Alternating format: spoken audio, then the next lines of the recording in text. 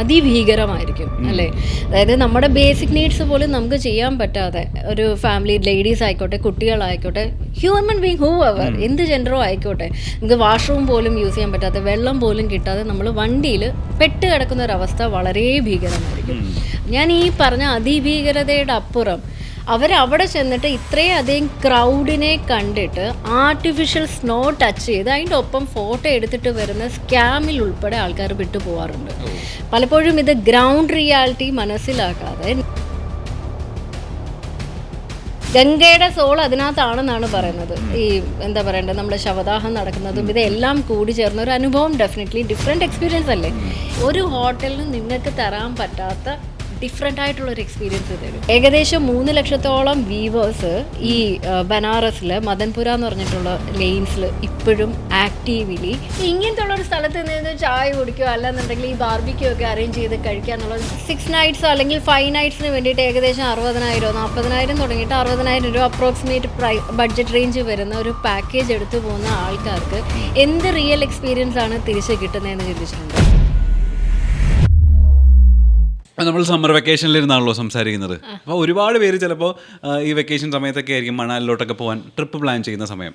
Actually is this a right time to go Manali? എന്താ as an expert പറയാ? Okay, April May എന്ന് പറയുന്നത് മണാലിയുടെ peak season തന്നെയാണ്, ഡൗട്ടൊന്നുമില്ല. പക്ഷേ എല്ലാ വർഷവും നമ്മൾ കോമൺലി ഞാൻ കേൾക്കുന്ന ഒരു ന്യൂസാണ് 7-8 മണിക്കൂർ മണാലി റോത്താങ് പാസ് വാലിയിലേക്കോ അല്ലെങ്കിൽ മണാലിയിലേക്കുള്ള യാത്രയിൽ ആൾക്കാർ അല്ലെങ്കിൽ ഫാമിലി ആയിട്ട് ട്രാവൽ ചെയ്യുന്നവർ വണ്ടിയിലിരിക്കുകയും റോഡിൽ സ്റ്റക്കായി പോവുകയും, അതായത് ട്രാഫിക് ബ്ലോക്കിൽ പെടുന്നു എന്ന് പറഞ്ഞാൽ വണ്ടി ഒരു ഇഞ്ച് മുമ്പോട്ട് നീങ്ങാതെ സ്റ്റക്കായി പോകുന്ന ഒരവസ്ഥ. ഈ എൻഡ് ഓഫ് ദ ഡേ ഇത് കഴിയുമ്പോൾ, ഈ ഒരു ട്രിപ്പ് കഴിയുമ്പോഴത്തേക്കിനും ഹോളിഡേ എക്സ്പീരിയൻസ് ആയിരിക്കും, നമ്മൾ തിരിച്ചൊരു ട്രോമയായിട്ടായിരിക്കും പലപ്പോഴും തിരിച്ചു വരുന്നത് അല്ലേ. ഈ മണാലി എന്ന് പറയുന്നത് ഏകദേശം 8,000 മുതൽ 10,000 പേര് മാത്രം താമസിക്കുന്ന ഒരു വളരെ ചെറിയൊരു സ്ഥലമാണ്. എങ്ങനെ പോയാലും ഒരു 50,000 പേർക്കോളം ഉള്ള ഒരു ഇൻഫ്രാസ്ട്രക്ചർ ഫെസിലിറ്റി ഉള്ള ഒരു സ്ഥലമാണിത്. ഇതേ സ്ഥലത്ത് നമ്മളൊരു 2.5 മുതൽ 3 ലക്ഷം പേര് വരെ അറ്റ് എ ടൈം വിസിറ്റ് ചെയ്താൽ എങ്ങനെ ഉണ്ടാവും? ഇതൊരു മൗണ്ടൻ റീജിയൻ ആണ്. അപ്പോൾ സ്വാഭാവികമായിട്ടും അവിടെയുള്ള റോഡ്സും ഭയങ്കര നാരമായിരിക്കും. ഇങ്ങനത്തെ ഉള്ള സ്ഥലങ്ങളിൽ എഗൻ നമ്മൾ ശ്രദ്ധിക്കേണ്ട ഒരു കാര്യം എന്ന് പറഞ്ഞാൽ വണ്ടികൾക്ക് പെർമിറ്റ് എടുക്കേണ്ടതായിട്ട് വരുമെന്ന് നമുക്ക് കോമൺലി അറിയാവുന്നതാണ്. റോത്താങ് പാസ് പോകണമെങ്കിൽ നമ്മൾ പെർമിറ്റ് എടുക്കണം. അത് ഏകദേശം 1200 വണ്ടികൾക്കാണ് പെർമിറ്റ് ഉള്ളതെങ്കിൽ ഏകദേശം പെർ ഡേ 10,000-ഓളം വണ്ടികൾ പെർമിറ്റിന് വേണ്ടിയിട്ട് ക്യൂ നിൽക്കും, കാത്തു കിടക്കും. ഇതെല്ലാം അഫക്റ്റ് ആവുമ്പോഴത്തേക്കിനും ഒരു സ്വാഭാവികമായിട്ടുള്ളൊരു വെക്കേഷനപ്പുറത്ത് ഈ പറഞ്ഞ ട്രാഫിക് ജാമിൽ അകപ്പെട്ട് കിടക്കുന്ന അവസ്ഥ അതിഭീകരമായിരിക്കും അല്ലേ. അതായത് നമ്മുടെ ബേസിക് നീഡ്സ് പോലും നമുക്ക് ചെയ്യാൻ പറ്റാതെ ഒരു ഫാമിലി, ലേഡീസ് ആയിക്കോട്ടെ, കുട്ടികളായിക്കോട്ടെ, ഹ്യൂമൻ ബീങ് ഹൂ എവർ, എന്ത് ജെൻഡറോ ആയിക്കോട്ടെ, നമുക്ക് വാഷ്റൂം പോലും യൂസ് ചെയ്യാൻ പറ്റാതെ, വെള്ളം പോലും കിട്ടാതെ നമ്മൾ വണ്ടിയിൽ പെട്ട് കിടക്കുന്ന ഒരവസ്ഥ വളരെ ഭീകരമായിരിക്കും. അപ്പോൾ എങ്ങനെ വ്യക്തമായിട്ട് അല്ലെങ്കിൽ മണാലി പ്ലാൻ ചെയ്യാം എന്നുള്ളത് ആയിരിക്കുമല്ലോ സ്വാഭാവികമായിട്ടും നമ്മൾ ചിന്തിക്കേണ്ട കാര്യം. ഷിംല മണാലി പൊതുവേ കേരളത്തിൽ പ്ലാൻ ചെയ്യപ്പെടുന്നത് 2 നൈറ്റ്സ് ഷിംലയും 3 നൈറ്റ്സ് മണാലിയും, ഒരു മൊത്തത്തിൽ ഒരു 6 ദിവസത്തിൻ്റെ ഒരു പാക്കേജ് ആയിട്ടാണ് കേരളത്തിലുള്ള മലയാളികൾ ഷിംല മണാലി ട്രിപ്പ് പ്ലാൻ ചെയ്തു പോകുന്നത്. പക്ഷേ ഈ 6 നൈറ്റ്സോ അല്ലെങ്കിൽ 5 നൈറ്റ്സിന് വേണ്ടിയിട്ട് ഏകദേശം 60,000 40,000 തുടങ്ങിയിട്ട് 60,000 രൂപ അപ്രോക്സിമേറ്റ് ബഡ്ജറ്റ് റേഞ്ച് വരുന്ന ഒരു പാക്കേജ് എടുത്തു പോകുന്ന ആൾക്കാർക്ക് എന്ത് റിയൽ എക്സ്പീരിയൻസ് ആണ് തിരിച്ച് കിട്ടുന്നതെന്ന് ചിന്തിച്ചിട്ടുണ്ടോ? ഞാൻ ഈ പറഞ്ഞ അതിഭീകരതയുടെ അപ്പുറം അവരവിടെ ചെന്നിട്ട് ഇത്രയധികം ക്രൗഡിനെ കണ്ടിട്ട് ആർട്ടിഫിഷ്യൽ സ്നോ ടച്ച് ചെയ്ത് അതിൻ്റെ ഒപ്പം ഫോട്ടോ എടുത്തിട്ട് വരുന്ന സ്കാമിൽ ഉൾപ്പെടെ ആൾക്കാർ വിട്ടു പോകാറുണ്ട്. പലപ്പോഴും ഇത് ഗ്രൗണ്ട് റിയാലിറ്റി മനസ്സിലാക്കാതെ നമ്മൾ ട്രിപ്പ് പ്ലാൻ ചെയ്യുമ്പോൾ ഉണ്ടാവുന്ന കാര്യങ്ങളാണ്. മനസ്സിലാവുന്നുണ്ടോ? അപ്പോൾ ആർട്ടിഫിഷ്യൽ സ്നോ എടുക്കുന്ന കാര്യം ഞാനിപ്പോൾ പറഞ്ഞു. റോത്താങ് പാസിൽ നമ്മൾ പോകണമെന്നുണ്ടെങ്കിൽ 5-6 മണിക്കൂർ ബ്ലോക്കിൽ കിടക്കണം, പെർമിറ്റ് കിട്ടണം. ഇനി അതെല്ലാം കഴിഞ്ഞിട്ട് നമ്മൾ മേലിൽ ചെന്ന് നമ്മൾ റോത്താങ് പാസിൽ ചെന്ന് കഴിയുമ്പോഴത്തേക്കിനും അവിടെയുള്ള ലോക്കൽസ് പലപ്പോഴും റിയൽ സ്നോ ഇല്ലാതെ ആർട്ടിഫിഷ്യൽ സ്നോ സെറ്റ് ചെയ്ത് വെച്ചിട്ട് നമ്മൾ ഫോട്ടോ എടുത്തിട്ട് തിരിച്ചു വരുന്ന കാഴ്ച കഴിഞ്ഞ വർഷങ്ങളിൽ നമ്മൾ കണ്ടതാണ്. ഓക്കെ, അപ്പോൾ ഇതിനെയെല്ലാം ഇത് ആരുടെയും കുറ്റമല്ല. അവിടെ ഹയർ ആൾട്ടിറ്റ്യൂഡിൽ പോലും മഞ്ഞില്ലാത്തത് ആരുടെയും കുറ്റമല്ല. പക്ഷേ ഈ സ്കാം ഉണ്ടാവുന്നത് ഡെഫിനറ്റ്ലി പ്ലാൻഡ് ആയിട്ടായിരിക്കത്തില്ലേ. ഗ്രൗണ്ട് റിയാലിറ്റി മനസ്സിലാക്കാതെ അല്ലെങ്കിൽ ഒരു ഡെസ്റ്റിനേഷനെ പറ്റി കംപ്ലീറ്റ്ലി മനസ്സിലാക്കാതെ നിങ്ങൾ ഒരിക്കലും ഒരു ട്രിപ്പും എസ്പെഷ്യലി മൗണ്ടൻ റീജിയൻസിലേക്ക് പ്ലാൻ ചെയ്യരുത്. നിങ്ങൾ എങ്ങനെ ട്രിപ്പ് മണാലിയിലേക്ക് പ്ലാൻ ചെയ്യണമെന്ന് ചോദിച്ചാൽ മാക്സിമം നമ്മൾ ചണ്ഡീഗറിൽ ഫസ്റ്റ് ഡേ സ്റ്റേ ചെയ്യാൻ നോക്കുക. അവിടുന്ന് ഏർലി മോർണിംഗ് നമ്മൾ മണാലിയിലേക്കുള്ള ട്രിപ്പ് പ്ലാൻ ചെയ്യുക. എന്ന് വെച്ചാൽ അതിൻ്റെ ലോജിക്ക് വളരെ സിമ്പിളാണ്. ഒരു 5 മണിക്ക് എങ്കിലും നമുക്ക് ഒരു ഏർലി മോർണിംഗ് ട്രിപ്പ് സ്റ്റാർട്ട് ചെയ്യാൻ പറ്റിയാൽ നമുക്ക് ക്രൗഡ് അവോയ്ഡ് ചെയ്യാം, ട്രാഫിക് അവോയ്ഡ് ചെയ്യാം. കുറച്ചും കൂടെയൊക്കെ റോഡിലെ തിരക്ക് കുറവായിരിക്കുമല്ലോ. ഈ നാരോ റോഡ്സിലൊക്കെ നമുക്ക് പെട്ടെന്ന് തന്നെ കവർ ചെയ്ത് നമ്മുടെ ഡെസ്റ്റിനേഷനിൽ എത്താൻ പറ്റും. അപ്പോൾ ചണ്ഡീഗറിൽ സ്റ്റേ ചെയ്ത് നമ്മൾ രാവിലെ പോകുന്ന കാര്യം പറഞ്ഞു, നമ്മൾ ആ ഡെസ്റ്റിനേഷനിൽ എത്തുന്ന കാര്യവും പറഞ്ഞു. പക്ഷേ എവിടെ സ്റ്റേ ചെയ്യണം അല്ലേ? നമ്മുടെ മോൾ റോഡ് പോലത്തുള്ള കോമൺലി എല്ലാവരും സ്റ്റേ ചെയ്യുന്നത് ഈ പറഞ്ഞ മണാലിയിലെ തിക്കും തിരക്കുള്ള ടൗൺ ഏരിയയിൽ പോയിട്ടാണ് അക്കോമഡേഷൻ എടുക്കുന്നത്. മാക്സിമം അങ്ങനത്തെ ഉള്ള കാര്യങ്ങളിലേക്ക് നിങ്ങൾ പോവാണ്ടിരിക്കുക. വളരെ മനോഹരമായിട്ടുള്ള പ്രിനി പോലത്തെ, വശിഷ്ഠ പോലത്തെ ഒരുപാട് സ്ഥലങ്ങൾ നമുക്ക് ഈ പറഞ്ഞ മണാലിക്ക് ചുറ്റിനുമുണ്ട്. മാറിയുള്ള സ്പേസസിൽ നിങ്ങൾ അക്കോമഡേഷൻ പ്ലാൻ ചെയ്തെടുത്താൽ ഡെഫിനറ്റ്ലി വേറൊരു മണാലി ചിത്രം നിങ്ങൾക്ക് ട്രിപ്പിൽ ഉണ്ടാക്കാൻ കഴിയും. ഈ വാരണാസി എന്നൊക്കെ കേൾക്കുന്ന സമയത്ത് നമുക്ക് എപ്പോഴും ഒരു സ്പിരിച്വൽ പ്ലേസ് ആയിട്ടാണ് എപ്പോഴും നമ്മുടെ മനസ്സിലേക്ക് ആദ്യം വരുന്നൊരു പിക്ചർ. അല്ലെങ്കിൽ അവസാനം നമ്മൾ ദൈവവിളിയൊക്കെ കിട്ടുന്ന സമയത്ത് നമ്മൾ പോകുന്നൊരു ഇടം, അതങ്ങനെ മാത്രം കണക്കാക്കാൻ പറ്റുള്ള ഈ വാരണാസിയുടെ നമുക്കൊക്കെ അറിയാത്ത, നമ്മളൊക്കെ എക്സ്പ്ലോർ ചെയ്യേണ്ട ഒരു ടൂറിസ്റ്റ് സാധ്യത എത്രമാത്രമാണ്? നമുക്ക് മലയാളികൾക്ക് വാരണാസി എന്ന് പറഞ്ഞാൽ കാശിയാണ്. നമ്മുടെ അമ്മമ്മമാരൊക്കെ പണ്ട് നമ്മൾ പറയും ഞാൻ കാശിക്ക് പോവാണെന്ന് പറഞ്ഞാൽ ഒന്നുകിൽ എല്ലാം ഇട്ടെറിഞ്ഞു പോകുന്നു എന്നുള്ളതായിരിക്കും അവരുടെ മനസ്സിലപ്പോൾ ഉണ്ടാകുന്നത്. ഇപ്പോഴും മലയാളികൾക്ക് വാരണാസിന്നോ കാശിന്നോ ഒക്കെ കേൾക്കുമ്പോഴത്തേക്കിനും അവിടെ ഉണ്ടാകുന്ന റിച്വൽസോ പ്രേയേഴ്സോ അമ്പലവും വിളക്കും ഗംഗാ ആരതിയും ഇതൊക്കെ ആയിരിക്കും മനസ്സിലേക്ക് ഓടിയെത്തുന്നത് അല്ലേ? പക്ഷേ ഏറ്റവും കോംപ്ലെക്സ് ആയിട്ടുള്ള വളരെ ലെയർഡ് ആയിട്ടുള്ള എക്സ്പീരിയൻസ് കിട്ടുന്ന വളരെ മനോഹരമായിട്ടുള്ളൊരു സ്ഥലം തന്നെയാണ് ഈ വാരണാസി എന്ന് പറയുന്നത്. മലയാളികൾക്ക് ഒരിക്കലും ഒഴിച്ചുകൂടാൻ പറ്റാത്തൊരു കാര്യമല്ലേ ഭക്ഷണം. നമ്മൾ എത്രത്തോളം ഭക്ഷണപ്രിയരാണ്. ഈ വാരണാസിയിലെ സ്ട്രീറ്റ് ഫുഡ് എന്ന് പറയുന്നത് ലോകത്ത് വേറെ ഒരിടത്തും കിട്ടത്തില്ല. അവിടെ കിട്ടുന്ന ചാട്സ്, അവിടെ മാത്രം കിട്ടുന്ന ചാട്സ്, അവിടെ മാത്രം ഇവോൾവ് ആയിട്ട് വന്നിരിക്കുന്ന സ്ട്രീറ്റ് ഫുഡ്സ്, ടൊമാറ്റോ ചാട്ട് അല്ലെങ്കിൽ കാശി ചാട്ട് എന്നൊക്കെ പറയുന്ന സ്ട്രീറ്റ് ഫുഡ്സ്, അവിടെ കിട്ടുന്ന ചില ഡ്രിങ്ക്സ് വേറെ എങ്ങും കിട്ടാത്ത തരത്തിലുള്ള എക്സ്പീരിയൻസസ് ആയിരിക്കും. അവിടെ ഒരു ലസ്സി ഷോപ്പ് ഉണ്ട്, 1925 മറ്റോ സ്റ്റാർട്ട് ചെയ്ത ഒരു lassi shop, blue lassi shop എന്ന് പറയുന്നത്. ഇത്രയും ലെഗസി ഉള്ളൊരു കട വേറെ എവിടെയുണ്ട്? നമുക്കൊരു ഫുഡ് എക്സ്പീരിയൻസ് ചെയ്യുന്ന ഒരാൾക്ക് മസ്റ്റായിട്ട് വിസിറ്റ് ചെയ്യേണ്ട ഒരിടം. നമ്മുടെയൊക്കെ കോമൺലി ട്രിപ്പ് പോകുമ്പം മസ്റ്റായിട്ട് ചെയ്യുന്ന ഒരു കാര്യമാണ് ഷോപ്പിംഗ് എന്ന് പറയുന്നത്. ബനാറസി സിൽക്ക് എന്ന് പറയുന്നത് അതിൻ്റെ ഉത്ഭവസ്ഥാനം തന്നെ ഇവിടെയാണ്. അതൊരു തന്നെ ഗുലാബി മിനാക്കാരി എന്ന് പറഞ്ഞിട്ടുള്ള വളരെ ബ്യൂട്ടിഫുൾ ആയിട്ടുള്ള ആർട്ടിഫാക്ട്സ്, ഹാൻഡിക്രാഫ്റ്റ്സ്, അങ്ങനത്തെ ഉള്ള സാധനങ്ങളൊക്കെ ഇവിടെ മാത്രം കിട്ടുന്ന ഒരു എക്സ്പീരിയൻസ് ആണ്. ഷോപ്പിംഗ് എക്സ്പീരിയൻസ് തരുന്നൊരു സ്ഥലമാണ് അപ്പോൾ വാരണാസി. ഏകദേശം 3 ലക്ഷത്തോളം വീവേഴ്സ് ഈ ബനാറസിൽ മദൻപുര എന്ന് പറഞ്ഞിട്ടുള്ള ലെയിൻസിൽ ഇപ്പോഴും ആക്റ്റീവ്ലി ഒതൻറ്റിക് വേയിലാണ് ഇപ്പോഴും വീവ് ചെയ്യുന്നത്.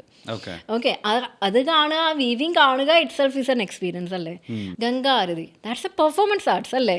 ഒരേ സമയം ഇത്രയധികം പേര് ഹാൻഡ് ബോഡി മൂവ്മെൻറ്റ് കോർഡിനേഷൻ എല്ലാം ചെയ്തിട്ട് നമ്മൾ ആയിരക്കണക്കിന് ആൾക്കാരുടെ മുമ്പിൽ നടത്തുന്ന ഒരു പെർഫോമൻസ് ആർട്ടാണ്. ഒരു റിലീജിയസ് അല്ലെങ്കിൽ എന്താ പറയണ്ടേ ഗ്രാറ്റിറ്റ്യൂഡ് കാണിക്കുന്നു എന്നുള്ളതിനപ്പുറം ഒരു റിലീജിയസ് ആക്ടിവിറ്റിക്ക് അപ്പുറം അതൊരു പെർഫോമൻസ് ആർട്ട് കൂടിയാണ് അല്ലേ? നമ്മൾ ബനാറസ് ഹിന്ദു യൂണിവേഴ്സിറ്റിയെ പറ്റി കേട്ടിട്ടുണ്ട്. ഏഷ്യയിലെ ഏറ്റവും വലിയ സാൻസ്ക്രിറ്റ് യൂണിവേഴ്സിറ്റികളിലൊന്നാണ്. 35,000-ഓളം സ്റ്റുഡൻസ് ഇപ്പോഴും അവിടെ പഠിക്കുന്നുണ്ട്. ഇതിനെ പറ്റിയിട്ട് പഠിക്കാൻ വേണ്ടിയിട്ട് ഫോറിനേഴ്സ് പോലും അവിടെ എത്താറുണ്ട്. നമ്മുടെ പാസ്പോർട്ടിലുള്ള ആ 3 എംബ്ലം, ആ 3 ലയൺ എംബ്ലം അതെവിടെയാ? അതെവിടെയാ? ഈ വാരണാസിയിൽ നിന്ന് ഏകദേശം 10 കിലോമീറ്റർ പോകുമ്പോഴാണ് സാർനാഥിൽ ഈ അശോക സ്തംഭം ഉള്ളത്. ഓക്കെ, ഇതെല്ലാം ഒന്ന് നിങ്ങൾ പ്ലാൻ ചെയ്യണം എന്നുള്ളത് മാത്രമേ ഉള്ളൂ അല്ലേ?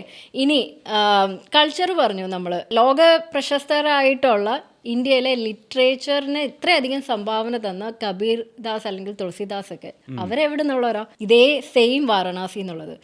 വാരണാസിയിലെ ഓരോ മുക്കിലും മൂലയിലും മാത്രം വരുന്ന ഹിന്ദുസ്ഥാനി മ്യൂസിക്സ് നമുക്ക് ഒരിക്കലും ഒഴിച്ചുകൂടാൻ പറ്റാത്തൊരു കാര്യമാണ്. പണ്ഡിറ്റ് രവിശങ്കർ, ഉസ്താദ് ബിസ്മില്ല ഖാൻ, ഇവരൊക്കെ വാരണാസിയിൽ തന്നെ ഉള്ളവരാണ്. ഇത്രയധികം കോൺട്രിബ്യൂഷൻസ് കൊടുത്ത ആൾക്കാരുള്ള സ്ഥലം.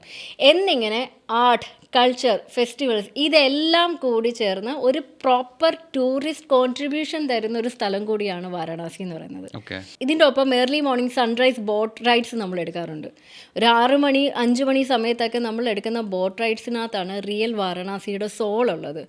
ആ പിൽഗ്രിമേജസിന്റെ ബാത്തിങ് സീൻ എന്നല്ല ഞാനീ പറയുന്നത്, ആക്ച്വലി അതല്ല ഞാനീ പറയുന്നത്. പക്ഷേ അത് ഡെഫിനറ്റ്ലി നമ്മളൊരു ഡിഫറെൻറ്റ് എക്സ്പീരിയൻസ് ആയിരിക്കും. ഗംഗയുടെ സോൾ അതിനകത്താണെന്നാണ് പറയുന്നത്. ഈ എന്താ പറയണ്ടത്, നമ്മുടെ ശവദാഹം നടക്കുന്നതും ഇതെല്ലാം കൂടി ചേർന്ന ഒരു അനുഭവം ഡെഫിനറ്റ്ലി ഡിഫറെൻറ്റ് എക്സ്പീരിയൻസ് അല്ലേ. മലയാളികൾ പൊതുവെ വാരണാസി പ്ലാൻ ചെയ്യുമ്പോൾ മൈൻഡ് ഒപ്പം തന്നെ മറ്റൊരു സ്ഥലം കൂടെ ആഡ് ചെയ്യും, അയോധ്യ. ഏകദേശം 2024 മുമ്പുള്ള അയോധ്യയും 2024 ശേഷമുള്ള ഒരു അയോധ്യയും തമ്മിൽ ഭയങ്കര വ്യത്യാസമുണ്ടല്ലോ. അതായത് റാം മന്ദിറിന് ശേഷം that city was rebuild again അല്ലേ. ഏകദേശം 5000 വർഷത്തോളം പഴക്കമുള്ള ഒരു സിറ്റി എന്ന് പറയുന്നത് ഒന്നും കൂടെ പുനർജനിക്കുന്ന ഒരു അനുഭവം ഡെഫിനറ്റ്ലി വ്യത്യസ്തമായിട്ടുള്ളൊരു കാഴ്ചയല്ലേ. റാം മന്ദിർ ഒരു റിലീജിയസ് സ്പോട്ടിൻ്റെ അപ്പുറത്ത് ഏകദേശം 70 ഏക്കറോളം ചുറ്റപ്പെട്ട് കിടക്കുന്ന ആ ഒരു അമ്പലം നമ്മുടെ രാജസ്ഥാനിൽ നിന്ന് കൊണ്ടുവന്ന പിങ്ക് സാൻഡ് സ്റ്റോൺസ് ഒക്കെ വെച്ചിട്ടാണ് അത് ബിൽഡ് ചെയ്തേക്കുന്നത്. ഒരു ആർക്കിടെക്ചർ മാർവലസ് എക്സ്പീരിയൻസ് ആണ് അത് കാണുക എന്നുള്ളത്. ഒരു റിലീജിയസ് ആയിട്ട് നിങ്ങൾ കണ്ടില്ലെങ്കിൽ പോലും ആ overall experience is definitely overwhelming അല്ലേ. ഇനി ഇതോടൊപ്പം തന്നെ ചേർത്ത് വായിക്കപ്പെടേണ്ടതാണ് സരയൂ റിവർ എക്സ്പീരിയൻസ്. ഇവിടെ ഗംഗാ ആരതി നടക്കുന്ന സമയത്ത് ഇവിടെയും നമ്മുടെ ഈവനിങ്സ് നമ്മുടെ സരയൂലും ആരതി നടക്കാറുണ്ട്. പക്ഷേ അത്രയും ക്രൗഡഡ് ആയിരിക്കത്തില്ല. അപ്പോൾ അത്ര നമുക്ക് ക്രൗഡ് വേണ്ട. പക്ഷേ ആരതി കാണണം എന്നുണ്ടെങ്കിൽ സരയൂ ആരതി ഡെഫിനറ്റ്ലി ഒരു റൈറ്റ് സ്പോട്ടാണ്. നേരത്തെ പറഞ്ഞതുപോലെ തന്നെ ഫുഡ് എക്സ്പീരിയൻസ് ചെയ്യാനായിട്ടോ ഫുഡ് എക്സ്പ്ലോർ ചെയ്യണമെന്നോ ആഗ്രഹമുള്ളവർക്കും ഡെഫിനറ്റ്ലി കുറേയും കൂടെ ഒക്കെ സ്ഥലത്തിൻ്റെ പ്രത്യേകത കാരണം വെജിറ്റേറിയൻ ഫുഡ് ഓപ്ഷൻസ് ആയിരിക്കും. പക്ഷേ ഇവിടെ നിങ്ങൾക്ക് കുറച്ചും കൂടെ different variety of north Indian foods നിങ്ങൾക്ക് ഈ അയോധ്യയിലും കൂടെ കിട്ടും.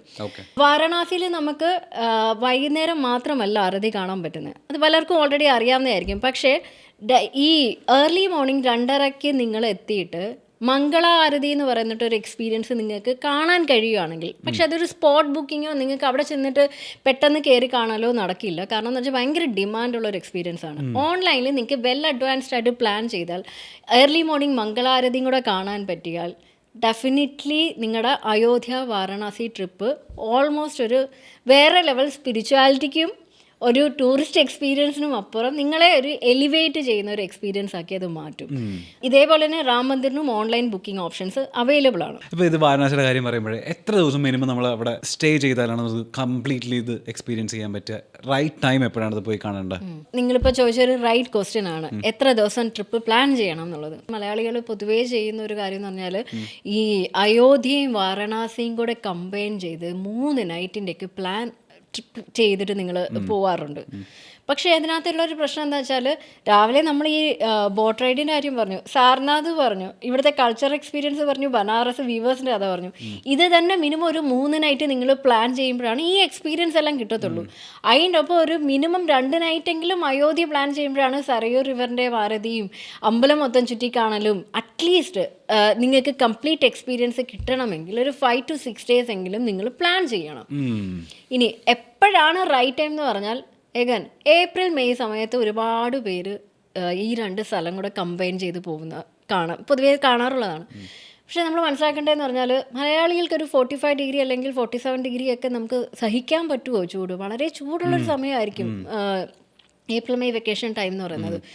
ഇൻസ്റ്റെഡ് നിങ്ങളൊരു ഒക്ടോബർ നവംബർ ഒരു ദിവാലി ടൈമിലൊക്കെ ഒന്ന് പ്ലാൻ ചെയ്യാൻ ശ്രമിച്ചാൽ ഒന്ന് ആലോചിച്ച് നോക്കിയാൽ ഒരു 1 മില്യൺ ദിയയൊക്കെ ആ ഗംഗയിലൊക്കെ ഒഴുകി നടക്കുന്ന കാഴ്ചയൊക്കെ കണ്ടിട്ട് ദിവാലി ടൈമിലുള്ള വാരണാസി എന്നൊക്കെ പറയുന്നത് ഡെഫിനറ്റ്ലി നിങ്ങളുടെ ആ ഒരു എന്താ പറയണ്ടേ വാരണാസി എക്സ്പീരിയൻസ് എന്ന് പറയുന്നത് കംപ്ലീറ്റ് ആക്കുന്ന ഒരു ടൈമായിരിക്കും. പറ്റിയാൽ ഒക്ടോബർ നവംബർ സമയത്തൊക്കെ പ്ലാൻ ചെയ്താൽ ഏറ്റവും ബെസ്റ്റ് മൊമെൻറ്റ്സ് നിങ്ങൾക്ക് കിട്ടും.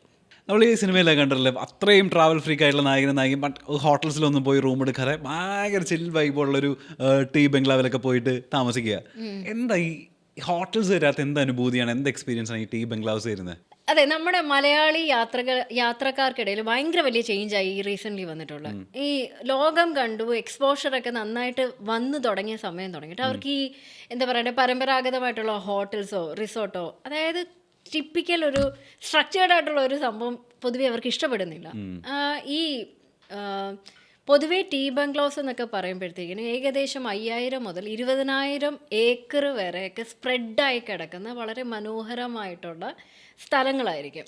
ഓക്കെ, അതായത് ടീ പ്ലാന്റേഷൻസിൻ്റെ നടുവിൽ ടിപ്പിക്കൽ ഒരു ബ്രിട്ടീഷ് കൊളോണിയൽ ഏരിയയിലോ അങ്ങനത്തെ ഉള്ളൊരു സ്ട്രക്ചറിലുള്ള ബംഗ്ലോസ് ഒക്കെ ഇരിക്കുമ്പോഴത്തേക്കിനും ഉണ്ടാകുന്ന ഒരു അനുഭവം ഡെഫിനറ്റ്ലി അത് പ്രൈവസി തരും. ഒന്ന് ആലോചിച്ച് നോക്കി, ഇപ്പം നിങ്ങൾ ചോദിച്ചതുപോലെ തന്നെ നിങ്ങൾ നിങ്ങളുടെ ഫാമിലിയുടെ ഒപ്പം ട്രാവൽ ചെയ്യുമ്പോഴത്തേക്കിനും ഒരുപാട് പ്രൈവസി തരുന്ന, നമുക്ക് ബാർബിക്യൂ ഡിന്നറൊക്കെ അറേഞ്ച് ചെയ്യാൻ പറ്റുന്ന പുൽത്തകിടിയൊക്കെ ഉള്ള, മിക്കപ്പോഴും ഇങ്ങനത്തുള്ള സ്ഥലങ്ങൾക്കിടയിൽ വളരെ ബ്യൂട്ടിഫുൾ ആയിട്ടുള്ള കുഞ്ഞരുവികളൊക്കെ ഉണ്ടാവും. അപ്പം ഇങ്ങനത്തെ ഉള്ള ഒരു സ്ഥലത്ത് നിന്ന് ചായ കുടിക്കുക അല്ലെന്നുണ്ടെങ്കിൽ ഈ ബാർബിക്യൂ ഒക്കെ അറേഞ്ച് ചെയ്ത് കഴിക്കുക എന്നുള്ളത് ഡെഫിനറ്റ്ലി ഡിഫറെൻറ്റ് എക്സ്പീരിയൻസ് ആയിരിക്കുമല്ലോ. ഒരു ഹോട്ടൽസിനും തരാൻ പറ്റാത്തതായിട്ടുള്ള ഒരു അനുഭൂതി. ഇങ്ങനെ ഡിഫറെൻ്റ് എക്സ്പീരിയൻസ് തരുന്ന, ഞാൻ എൻ്റെ പേഴ്സണലി നമ്മുടെ ഗസ്റ്റിന് സജസ്റ്റ് ചെയ്യുന്ന 2-3 ടീ ബംഗ്ലോസ് ആണ്. ഒന്ന് മൂന്നാറിലുള്ള തലയാർ ടീ ബംഗ്ലോ. മൂന്നാർ പോവാത്ത ഒരു മലയാളികളും ഉണ്ടാകത്തില്ല. പക്ഷെ എന്നിരുന്നാലും നമുക്ക് മൂന്നാറിൽ എത്ര പോയാലും മടുക്കത്തുമില്ല. പല റീസൺസും ഉണ്ടായിരിക്കും. നമ്മുടെ നൊസ്റ്റാൾജി ആയിരിക്കാം, ക്ലൈമറ്റ് ആയിരിക്കാം, പല റീസൺസും ഉണ്ട്. ഈ മൂന്നാറിലെ തലയാർ ടീ ബംഗ്ലോസ് എന്നൊക്കെ പറയുന്നത് ഒരു ഹോട്ടലിനും നിങ്ങൾക്ക് തരാൻ പറ്റാത്ത ഡിഫറെൻ്റ് ആയിട്ടുള്ളൊരു എക്സ്പീരിയൻസ് തരും. വളരെ പ്രൈവസി, സെക്ലൂഡഡ് പ്ലേസ്, ആ ടീ പ്ലാന്റേഷൻസും സ്പ്രെഡായി കിടക്കുന്ന ആ ഒരു സ്ഥലവും മൊത്തത്തിൽ. ഇനി അതോടൊപ്പം തന്നെ കിടപിടിക്കുന്നതാണ് നമ്മുടെ മേഘമലയിൽ ബ്രയാർ ഗ്രൂപ്പിന് ബ്രയാർ ടീ ബംഗ്ലോ. ഡെഫിനറ്റ്ലി ഇതിനോടൊപ്പം തന്നെ വളരെ വ്യത്യസ്തമായിട്ടുള്ളൊരു അനുഭവം നിങ്ങൾക്ക് തരുന്നൊരു സ്ഥലമായിരിക്കും. വാൽപ്പാറയിലും ഉണ്ട് സ്റ്റാൻമൂർ ഗ്രൂപ്പിൻ്റെ ടീ ബംഗ്ലോസ്. നിങ്ങൾക്ക് ഡെഫിനറ്റ്ലി ഇൻ കേസ് അങ്ങനെ ഒരു ട്രിപ്പ് പ്ലാൻ ചെയ്യുന്നെങ്കിൽ കൺസിഡർ ചെയ്യാൻ പറ്റുന്ന ഒരു സ്ഥലമാണ്. ഇങ്ങനെയൊക്കെ ആണെങ്കിലും ടീ പ്ലാന്റേഷൻ ഒരു ടീ ബംഗ്ലോ അല്ലെങ്കിലും എനിക്ക് പേഴ്സണലി വളരെ ഇഷ്ടമുള്ള ഒരു സ്ഥലമാണ് വാഗമണിലെ വാനില കൗണ്ടി എന്ന് പറയുന്നത് ഒരു പ്ലാന്റേഷൻ ബംഗ്ലോ. വളരെ സ്പ്രെഡായി കിടക്കുന്ന പുൽത്തകിടിയൊക്കെ ഉള്ള നല്ല ടിപ്പിക്കൽ പഴയ കാലത്തെ പോലത്തെ റൂംസൊക്കെ ഉള്ള ഒരു മനോഹരമായൊരു ഇടം. വാഗമൺ എപ്പോഴും എല്ലാവരും പോകാറുണ്ട്. പക്ഷേ ഇങ്ങനത്തെ ഉള്ള അക്കോമഡേഷനും കൂടെ നിങ്ങൾക്ക് ചൂസ് ചെയ്യാൻ പറ്റിയാൽ ഡെഫിനറ്റ്ലി നിങ്ങളുടെ എപ്പോഴും ഉള്ള മൂന്നാർ യാത്രയെക്കാളും അല്ലെങ്കിൽ വാഗമൺ യാത്രയെക്കാളും നിങ്ങൾക്ക് നല്ല ഒരു കുഞ്ഞ് മനോഹരമായൊരു ഷോർട്ട് വെക്കേഷൻ തരും.